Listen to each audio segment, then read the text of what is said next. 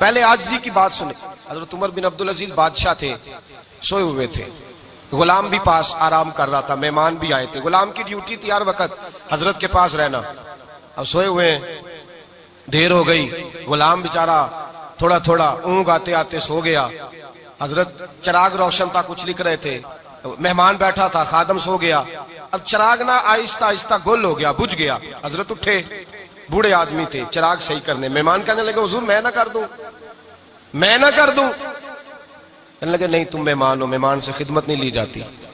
تو اس نے کہا غلام کو جگائیے. فرمانے لگے ابھی تو بیچارہ سویا ہے اور نیند سے بیدار کر دوں. خود گئے, اس میں تیل دوبارہ ڈالا, بتی ٹھیک کی, جلائی, واپس آ گئے. وہ مہمان, اب بادشاہ کا مہمان بھی تو کوئی بادشاہ ہی ہوگا نا.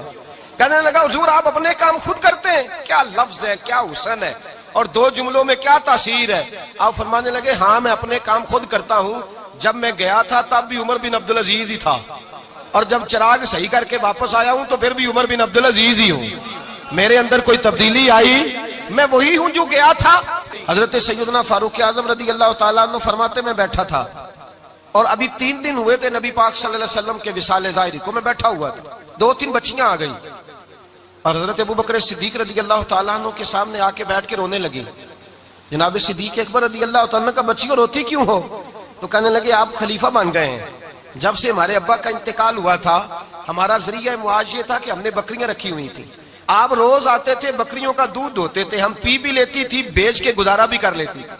اب آپ تو خلیفہ بن گئے, کون آیا کرے گا؟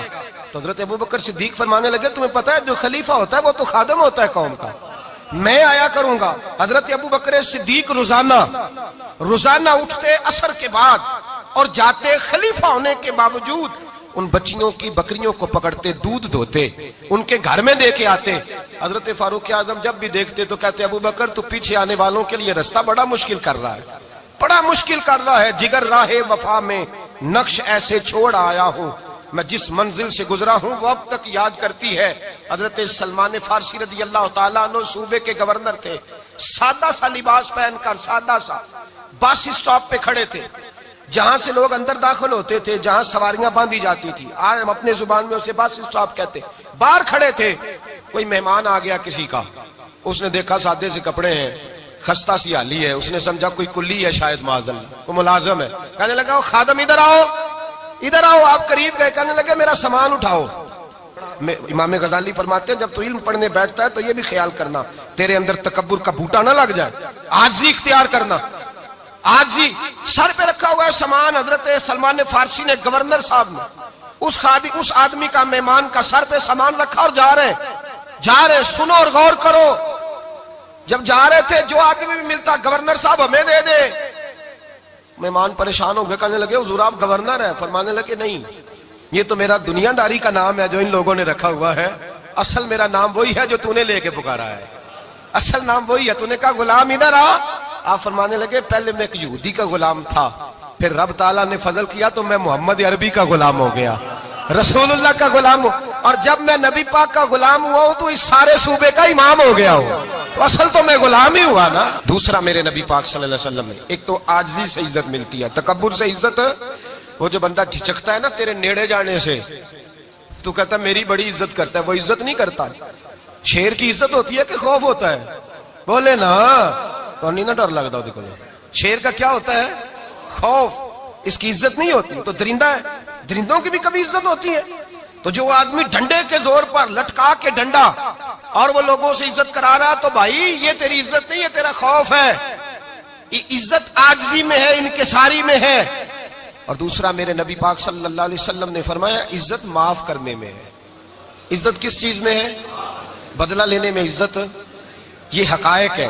عزت بدلہ لینے, جس نے ایک تھپڑ کے جواب میں 2 مارے وہ باعزت نہیں, بلکہ مسند امام احمد بن حنبل پڑھی. حضرت موسیٰ علیہ السلام کوہ طور پہ کھڑے, میرے رسول پاک علیہ السلام فرماتے ہیں جناب موسیٰ علیہ السلام نے اللہ کی بارگاہ میں عرض کیا, اے اللہ ساری دنیا کہتی ہے ہم عزت والے ہیں, ہم عزت والے, من اعز عبادہ کا یا اللہ, اے اللہ تو بتا تیرے بندوں میں عزت والا کون ہے؟ تو حضرت موسیٰ کہتے ہیں رب کریم نے فرمایا اذا قادرا غفارا, جس کے پاس بدلہ لینے کی طاقت ہو پھر بھی معاف کر دے وہ بڑی عزت والا ہوا کرتا ہے. جو اینٹ کے جواب میں پتھر مار سکتا ہو, جو گولی کے جواب کے اندر 15 گولیاں مار سکتا ہو, لیکن معاف کر دے وہ بڑی عزت والا ہے جو معاف کرے. حضرت فخر جہاں دہلوی بہت بڑے درویش تھے, سلسلہ عالیہ چشتیہ کا بہت بڑا نام, اور اس صوفی کے آپ حالات پڑھیں تو رب کریم نے بڑا ہی نوازا ہوا تھا. دلی کی جامع مسجد کے خطیب, اور ان کی کرامت یہ تھی کہ جو آدمی آ کے سامنے کھڑا ہوتا تھا نا, اسے بتانا نہیں پڑتا تھا کہ میرے دل میں کیا ہے, بتانا نہیں پڑتا تھا. سامنے آ کے کھڑا ہوتا تھا تو حضرت ہاتھ اٹھاتے تھے, کہتے تھے اللہ یہ بے اولاد ہے, اسے اولاد عطا کر دے. دوسرا آ کے کھڑا ہوا, خوشی نہیں ہو رہی آپ کو؟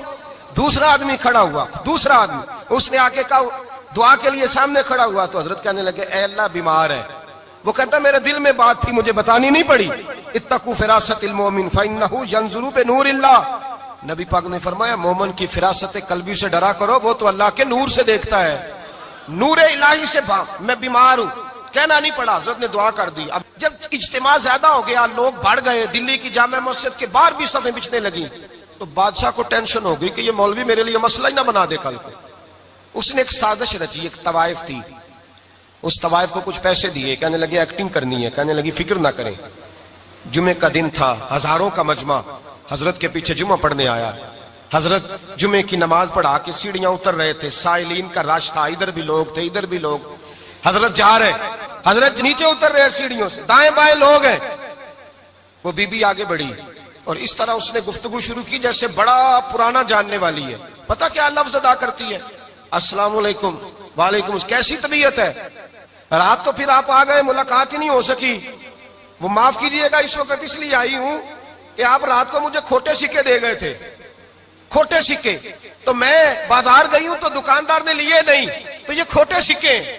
وہ جو دائیں بائیں لوگ تھے نا, مد و جزر ہونے لگا. جو پیار میں کچے تھے وہ تڑپنے لگے کہ ہمارا پیر رات کو کہاں ہوتا ہے, ہم نے تو کبھی پوچھا ہی نہیں, ہم تو سمجھتے ہیں حجرے میں ہوتا ہے, یہ رات کو کہاں ہوتا ہے, کہاں ہوتا ہے رات کو. جنہ اندر عشق سمایا اونا نہیں پاج جانا.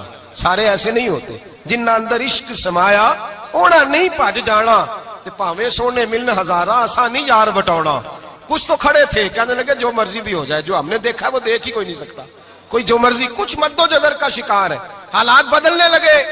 اب وہ بی بی اس طرح گفتگو کر رہی ہے جیسے بڑی پرانی جاننے والی ہے. کہنے لگی کھوٹے سکے دے گئے تھے, دکاندار نے لیے نہیں. حضرت کے چہرے پہ کوئی شکن نہیں آیا. آپ نے اپنا ہاتھ اٹھایا, جیب میں ڈالا, الٹا ہاتھ, پیسے نکالے اور سیدھا اس بی بی کے سر پہ رکھا.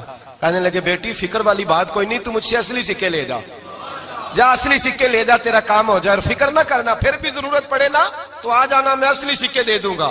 یہ لفظ کہہ کے حضرت نیچے اترے تو وہ دوڑی ہوئی آئی, پلٹ کے آئی, پیروں میں بیٹھی. کہنے لگی بابا تو کس مٹی کا بنا ہے, کس نور سے تیری تخلیق ہوئی ہے, کس حسین مزاج کا تو مالک ہے. میں وہ بی بی جس کو سارے لوگ گندی نظر سے دیکھتے ہیں معاذ اللہ, اور میں فلاں بادشاہ کے کہنے پر ایکٹنگ کرنے آئی طوائف, اور میں تیرے دروازے پہ تجھے بدنام کرنے آئی ہوں, اور تو نے مجھے بیٹی بنا لیا ہے. آج تک کسی نے بیٹی نہیں کہا, اور تو نے میرے سر پہ ہاتھ رکھ کے کہا بیٹی. یہ لفظ کہے قدموں میں گری, اٹھ کے حضرت نے سر پہ پھر ہاتھ پھیرا, اٹھی, آنسو پونچھے, نقاب اوڑا. کہنے لگی اب میں دلی والوں کو بتاؤں گی کہ فخر جہاں کی بیٹی کس طرح کی ہوا کرتی ہے, اب بتاؤں گی فخر جہاں کی بیٹی کس طرح کی ہوتی ہے.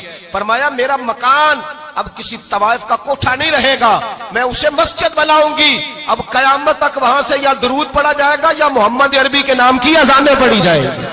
یہ عزت ہے, یہ وقار ہے بھائی.